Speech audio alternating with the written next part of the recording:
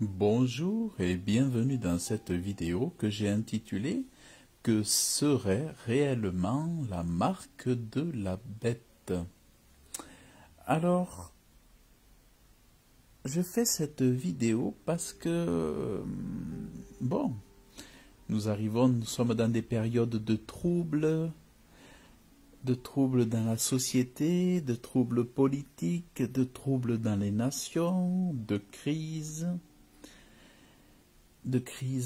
financière, crise économique, crise du travail, du chômage par-dessus tout.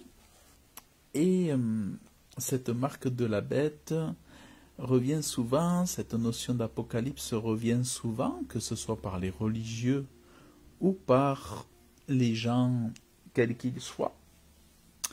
Et c'est vrai qu'on a longtemps envisagé la marque de la bête comme étant quelque chose qu'on s'introduirait dans le corps. Et c'est vrai que c'est aussi, pendant longtemps, je reconnais, c'est aussi ce que j'avais envisagé comme quelque chose qui nous serait introduit dans le corps, qui serait donc une marque de la bête telle qu'une puce RFID ou de la nanotechnologie qui serait implantée. Alors autant ces choses sont pas belles, c'est vrai que recevoir une puce, de la nanotechnologie, des OGM, des petits robots à l'intérieur de soi, c'est vraiment très mauvais. Mais quand on creuse vraiment la parole de Dieu, on voit qu'il y a autre chose et que quand Dieu parle qu'il y aura une marque de la bête, le 666, sur la main ou sur le front, eh bien, on se rend compte que, en fait, cette marque est le contraire d'une autre marque et ça nous donne déjà énormément d'éléments pour comprendre quelle est cette marque profonde, réelle de la marque de la bête. Au-delà des technologies, au-delà du matériel, vous allez comprendre de ce fait qu'est-ce qu'est la marque de la bête. Premier point à comprendre avant, en préambule on va dire, c'est que des fois j'explique dans les vidéos que je fais, dans les enseignements, que le cœur de l'homme est mauvais, que le cœur de l'homme est pécheur, que l'homme est méchant, et le problème aussi que des fois je n'évoque pas assez, c'est l'homme est incrédule et son cœur est loin de Dieu, il est dans l'incrédulité.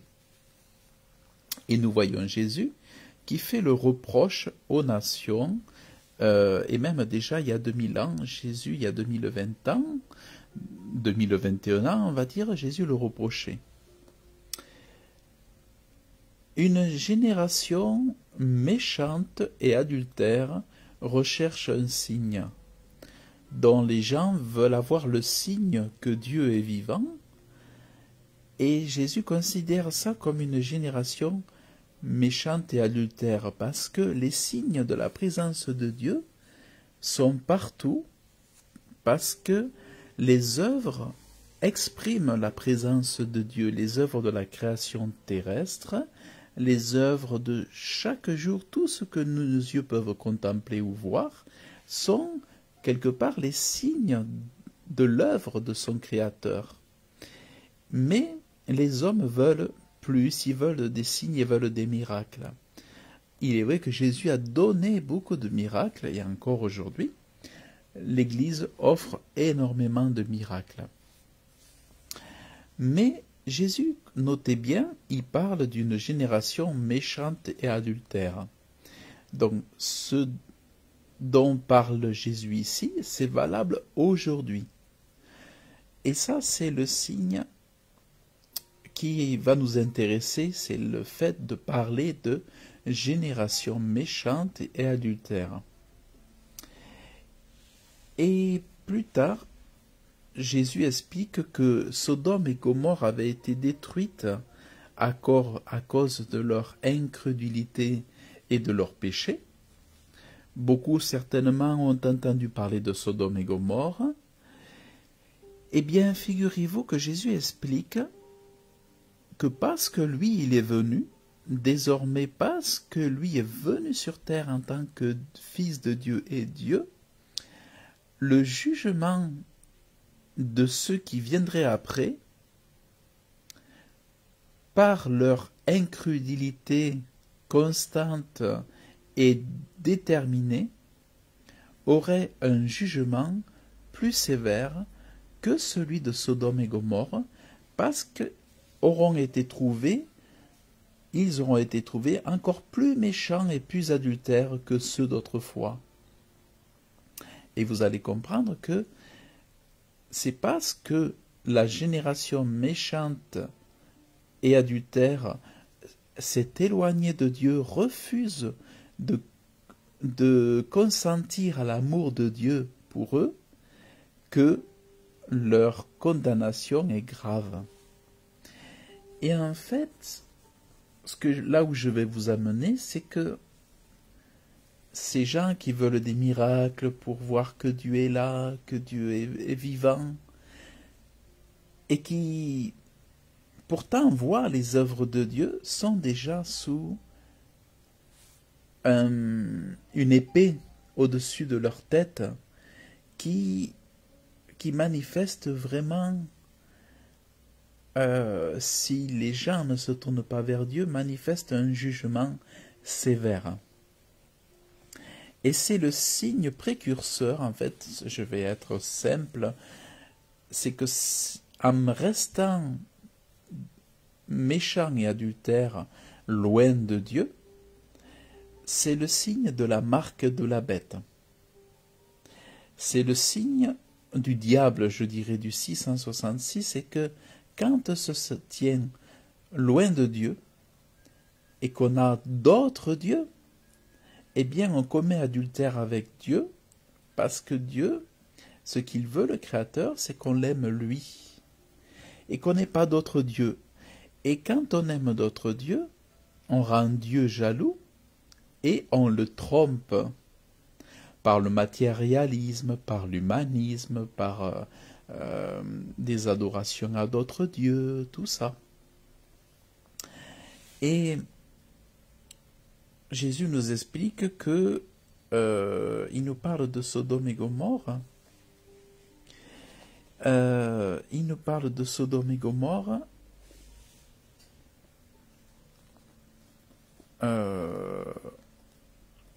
Alors, attendez, il faut que je le retrouve.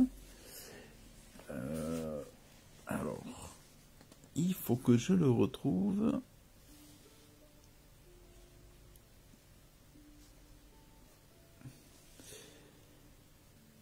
Car comme Jonas fut dans le ventre du cétacé, les hommes de Ninive se lèveront au jugement avec cette génération et la condamneront, car ils se sont repentis à la prédication de Jonas.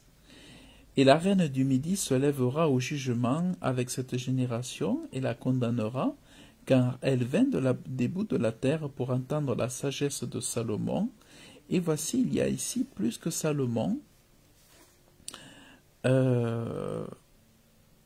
Donc, voilà, il explique que parce que Jésus est venu, c'est vrai que les gens qui restent loin de la foi en Jésus, loin de la foi en Dieu, mais finalement se trouvent en pire situation, en pire condamnation, et en pire, en plus lourde condamnation quand ils passeront devant le tribunal de Dieu. En fait, c'est un peu comme, voilà, vous allez dans un tribunal, la peine sera plus grave, plus votre meurtre, plus le délit est grave, plus la peine de prison sera longue, et plus le traitement risque d'être lourd. Et en fait, c'est ce que Dieu explique, c'est qu'il y a une hiérarchie dans les fautes, dans les péchés, dans les incrédulités, dans l'adultère. Donc, c'est vrai que on comprend déjà une notion de signes, les gens qui veulent des signes et qui ne reçoivent pas le témoignage qu'on leur donne de l'amour de Dieu. Vous voyez, l'amour de Dieu, la bonté de Dieu, la miséricorde de Dieu. Il y a tellement de choses qui sont attirantes. Tout simplement parce que Dieu nous donne le souffle de vie, l'esprit de vie. Toutes ces choses déjà devraient nous attirer vers Dieu et après nous appeler à la repentance, à nous réconcilier avec lui. Mais les gens résistent. Ils veulent des signes ou ils veulent des miracles. Et parfois, c'est vrai que pour aujourd'hui encore, Dieu fait des miracles. Dieu fait des miracles pour que les gens se tournent vers lui. Il guérit. D'ailleurs, tous ceux qui réussissent reçoivent l'évangile de Jésus, qui reçoivent la foi en Jésus, la foi de Jésus. Tous ceux qui observent les commandements de Dieu, ceux-là reçoivent la guérison. Ceux-là reçoivent des miracles chaque jour de leur vie. Encore faut-il entrer dans l'amour de Dieu. Au lieu de ça, les gens vont chercher la sorcellerie, des magiciens, des magnétiseurs, des rabouteux, tout ça. Mais en fait, ils s'attirent des démons. Les gens s'attirent des démons en allant chercher les miracles ailleurs. Et ils sont possédés soit sans le savoir, soit en le sachant. D'ailleurs, sur cette parenthèse spirituelle des démons, comment les démons agissent, regardez ce que dit Jésus. Or, quand l'esprit immonde est sorti d'un homme, il va par des lieux secs cherchant du repos, et il n'en trouve point. Donc, avant de venir à Jésus, les hommes, pour beaucoup, parce qu'ils vont chez des magiciens, des rabouteux, des magnétiseurs, des médiums, tout ça, ils invoquent les esprits. Eh bien, ces gens s'attirent les démons dans leur vie. Ils s'attirent parfois des possessions démoniaques. Et quand on vient à Jésus, les démons peuvent être chassés, sont chassés, et les gens sont délivrés. Mais quand l'homme retourne au péché, parce qu'il y a des chrétiens qui parfois lâchent la main de Dieu et qui retournent aux souillures du passé, eh bien, il se passe que c'est vrai que l'esprit a quitté l'homme, mais si l'homme revient à son mal, si l'homme revient à son péché, s'il abandonne Dieu longuement, eh bien, on voit que l'esprit qui cherche du repos dans les lieux secs, il n'en trouve pas, alors il dit « Je retournerai dans ma maison d'où je suis sorti », et y étant venu, il la trouve vide, balayée et ornée, alors il va et prend avec lui 7 autres esprits plus méchants que lui-même, et étant entrés, ils habitent là, et la dernière condition de cet homme-là est pire que la première, ainsi en sera-t-il de cette génération méchante. En gros, les gens qui restent aussi loin de Dieu et qui s'amusent avec les démons recevront encore plus de démons. Et ça, c'est un signe aussi de la marque de la bête, dans le sens où les gens remplis de démons sont remplis de bêtes. Les gens sont remplis de bêtes. Et je vais vous lire un passage. Alors, je vais vous lire un passage où là vous allez comprendre la marque des enfants de Dieu, des fils et filles de Dieu, des fils et filles de lumière. La marque, le signe d'avoir la marque des fils et filles de lumière, c'est celui-ci. À un moment donné, on demande à Jésus quel est le premier de tous les commandements, et Jésus de répondre, le premier de tous les commandements est « Écoute Israël » ou « Écoute Église ou peuple de Dieu, le Seigneur notre Dieu est un seul Seigneur, et tu aimeras le Seigneur ton Dieu de tout ton cœur, de toute ton âme, et de toute ta pensée, et de toute ta force. C'est là le premier commandement. Et le second lui est semblable, tu aimeras ton prochain comme toi-même. Il n'y a point d'autre commandement plus grand que ceci. Voici ça, ce sont les commandements de Dieu, et ce sont les plus grands.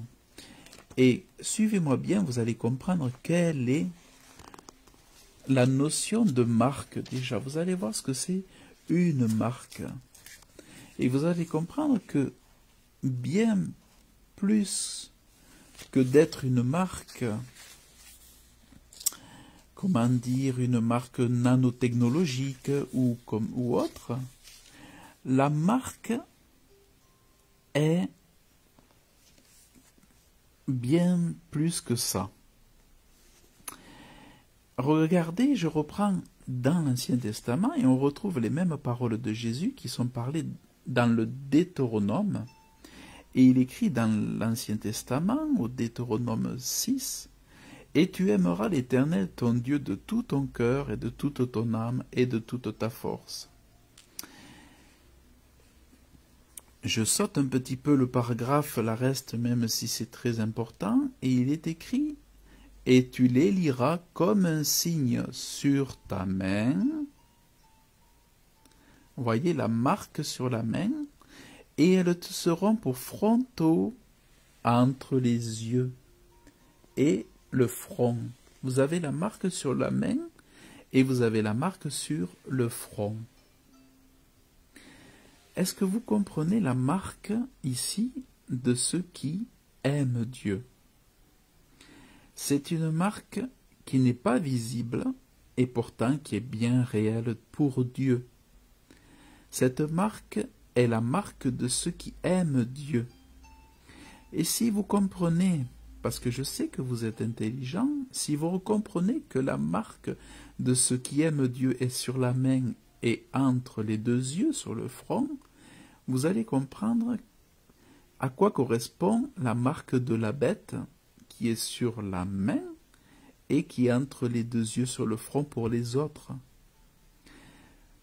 Comprenez-moi bien, il n'y a pas trois marques. Il y a la marque pour ceux qui aiment l'Éternel de tout leur cœur, de toute leur âme et de toute leur force, et il y a la marque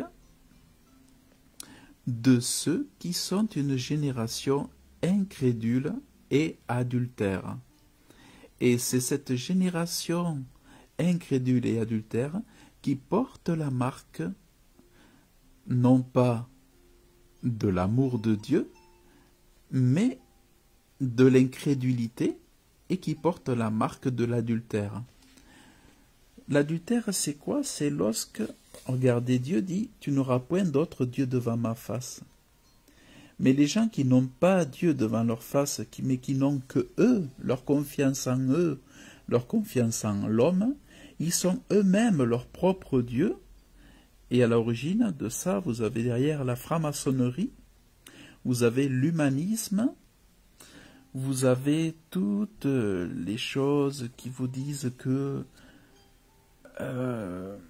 ou toutes les fausses religions, ou les sectes, ou le travail, ou voilà, on peut avoir d'autres dieux, on peut avoir son business, on peut avoir ses enfants qui sont d'autres dieux. Or, Dieu veut que ça soit lui le premier, mais dès que ce n'est plus lui le premier, que c'est vous, ou quelque chose, un loisir, le foot, le rugby, le sport, les loisirs, et bien dès que notre Dieu est là, eh bien vous commettez de l'adultère devant Dieu, et c'est là que la génération adultère s'attire une autre marque, et elle s'attire ce qu'on appelle la marque de la bête. Donc, voyez, c'est ça qui est important de comprendre, c'est que l'homme très facilement attrape la marque de la bête dès lors qu'il met Dieu dans un placard et qu'il éloigne Dieu de sa vie. Donc vous n'avez pas besoin d'accepter un vaccin pour avoir la marque de la bête. vous n'avez pas besoin d'accepter une nanotechnologie. La marque de la bête, elle est déjà dans votre cœur, dans vos consciences, et par votre rejet de Dieu. Parce que il faut savoir que le diable et les démons ont rejeté Dieu. Les diables et les démons ont rejeté Dieu. Ils se sont pris d'orgueil à vouloir remplacer Dieu, à être plus que Dieu. Et ils sont tombés, ils ont été chassés du ciel. Et c'est eux qui héritent des tourments et de la gêne et de l'enfer. Et malheureusement aussi pour tous ceux qui restent dans l'incrédulité, qui éloignent Dieu et qui persistent à rester loin de Dieu, et ils se retrouvent comme participants de cette génération perverse qui, fatalement, tout comme Sodome et Gomorrhe a été détruit, comme Noé seul a subsisté lors de la construction de l'arche de Noé et que tous les hommes ont été détruits, ainsi dans le jugement à venir, tous ceux qui portent la marque de l'incrédulité et de l'adultère, une génération perverse et méchante, tous ceux-là sont ceux qui, devant Dieu, auront une marque spirituelle de la bête, et parce qu'ils n'auront pas accepté d'aimer Dieu, l'Éternel, leur Dieu, de tout leur cœur, de toute leur âme et de toute leur force. Mais si tu choisis d'aimer Dieu, l'Éternel, ton Dieu, de tout ton cœur, de toute ton âme et de toute ta force, tu n'auras pas cette marque de la bête. Quand tu aimes Dieu, tu t'approches de Jésus-Christ qui te lave, qui te pardonne les péchés, qui te donne la vie éternelle, qui te donne l'Esprit Saint, qui te donne la paix, la joie, l'amour. Et ainsi, la marque de la bête ne sera pas pour toi. Donc, c'est vrai que on a mal compris cette marque de la bête pendant longtemps, mais Dieu donne la révélation dans ces temps de la fin pour faire comprendre aux hommes qu'ils se repentent, ils se réconcilient avec Dieu, ils reviennent auprès de Dieu et que les signes, ils les ont sous les yeux. L'amour de Dieu se voit lorsque le jour se lève, lorsque les enfants se lèvent, lorsque autour ils voient les bontés de Dieu, lorsqu'ils respirent, lorsqu'ils ont le souffle de vie, lorsqu'ils peuvent voir leurs proches, lorsqu'ils peuvent voir toutes ces choses autour d'eux, les oiseaux qui chantent, le soleil qui brille, la pluie qui arrose leur maison. Et toutes ces choses sont là pour manifester l'amour de Dieu. Les œuvres du grand Créateur sont par millions, par milliards. Mais au lieu de chercher un signe, au lieu de chercher à voir, eh bien, ayez la foi en Dieu, et aimez-le pour ce qu'il est. C'est vrai, certes, un Dieu qui se cache, mais aimez Dieu comme étant le Créateur du monde, celui qui a donné la terre aux hommes, et qui, lui, habite dans les lieux célestes, et qui voit toutes choses, qui connaît les secrets des cœurs, les pensées des hommes. Approchez-vous de Dieu, aimez Dieu de tout votre cœur, de toute votre âme, et reconnaissez-le comme le Dieu vivant et vrai, un Dieu qui pardonne et qui vous tend la main. Ne les résistez pas, cessez de lui résister encore et encore, cessez de l'écarter de vous, mais faites-le entrer dans votre cœur. Recevez Dieu, c'est lui l'auteur de l'amour, c'est lui l'auteur de la vie, c'est lui l'auteur de la vérité que vous aimez, c'est lui l'auteur de la lumière. tous ceux qui se disent fils, filles de lumière, sachez que c'est lui l'auteur de la lumière. Donc, pour ne pas recevoir cette marque de la bête, recevez la marque de ceux qui aiment Dieu. Car oui, il s'agit avant tout et par-dessus tout d'une marque spirituelle. Et après, il est écrit, et ces paroles que je te commande aujourd'hui seront sur ton cœur, tu les inculqueras à tes fils, et tu en parleras quand tu seras assis dans ta maison, et quand tu marcheras par le chemin, et quand tu te coucheras, et quand tu te lèveras. Et tu les liras comme un signe sur ta main, et elles te seront pour frontaux entre les yeux. Donc, c'est vraiment ce que je voulais vous parler, ce dont je voulais vous parler. Tout ça se trouve dans la parole de Dieu, dans la Sainte Bible, où c'est Dieu qui nous donne les réponses à tous nos questionnements. Souvent, nous allons chercher ailleurs ce que Dieu a déjà mis en réserve pour nous dans ces paroles-là. Donc vraiment, c'est ce que je voulais vous partager. Et je vous invite à faire le pas de la foi et sachez que Dieu est facile à trouver.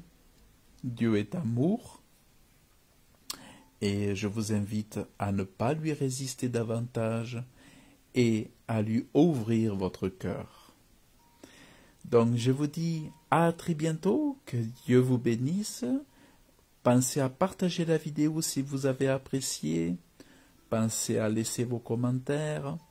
Je vais la publier sur YouTube aussi, sur Réussir ma vie spirituelle, ou sur la chaîne Serge le Prédicateur.